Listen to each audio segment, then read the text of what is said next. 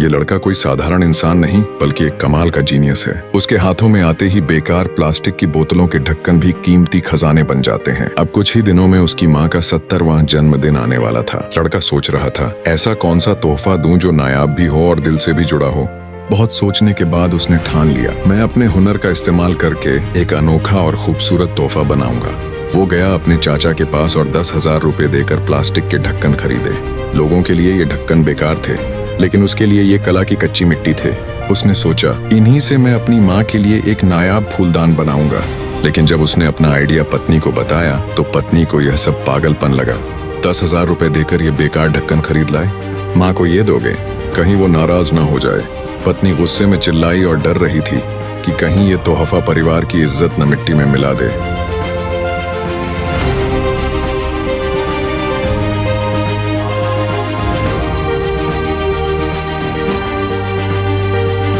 लेकिन जब लड़के ने अपना काम पूरा किया और वो शानदार फूलदान सबके सामने आया तो पत्नी की आंखें फटी की फटी रह गईं। बेकार ढक्कनों से बना वो फूलदान इतना खूबसूरत, नाजुक और अनोखा था कि पत्नी तुरंत ही उसकी दीवानी हो गई।